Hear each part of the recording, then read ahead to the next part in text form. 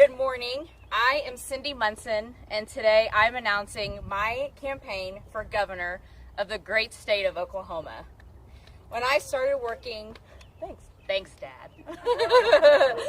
I started working in the nonprofit sector because I wanted to help people. It's also what inspired me to first run for office over a decade ago, to be a voice for people who needed it most. I grew up in Lawton, Oklahoma, the daughter of a single dad serving in the United States Army. He had to work multiple jobs to make ends meet. We moved 10 times growing up, chasing cheaper rent.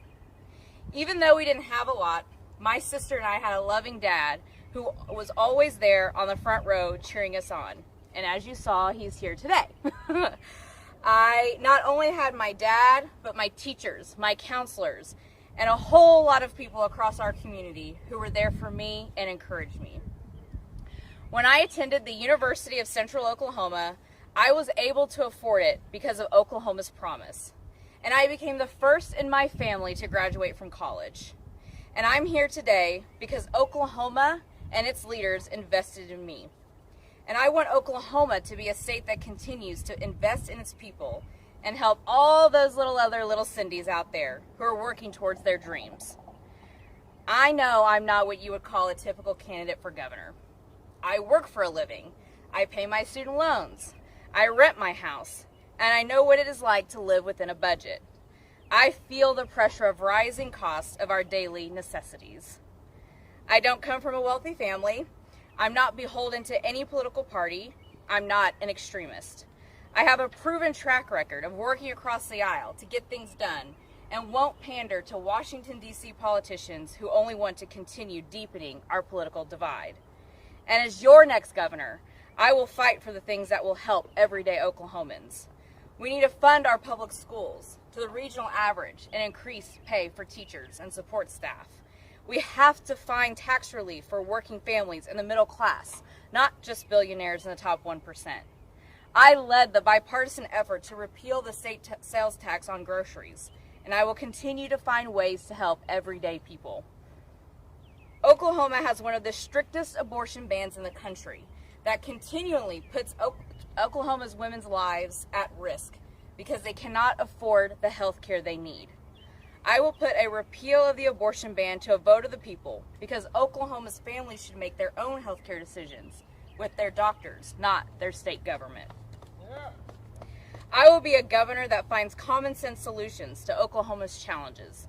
I will put an end to the extremist rhetoric that keeps our government from doing their job, which is to help everyday people. These are just a few of the things I will work on as governor. I'm going to spend the next year and a half traveling our beautiful state, listening to people and asking them what's important to them. I want to know what they love about Oklahoma and what they think we can do better, because that is what this campaign is about, the people of our great state. And that is what I will carry with me as your next governor. Yeah. Take a couple questions. It's time for a few questions. If any. Oklahoma is a notoriously red state. How do you chip away at those votes? Yeah, well, obviously with my campaign, I was the first Democrat to flip my seat from Republican to Democrat, and the reason and the way that I did that was by taking time and talking to people regardless of their political affiliation, and that's what I plan to do as governor. I will, like I said, I'm going to travel across the state. I'm going to listen to every single person. It doesn't matter who they voted for or who they voted for in the past. What's most important is solving today's challenges, and I'll do that by listening to them. Also, low voter turnout, and how important is the rural community? Rural Oklahoma and urban Oklahoma are equally important.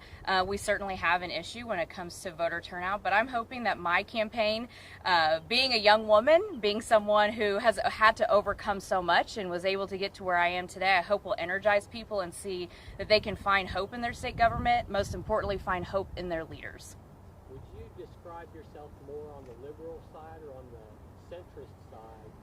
And do you feel like that trends in Oklahoma politics would mean that both parties should be moving back towards the middle or towards one side or the other? I have always spent my time listening to what people are talking about and the issues that are most important to them. And every day that I've come to the state capitol, the 10 years I've been state representative, it's been about the issues, not about party affiliation or political ideology.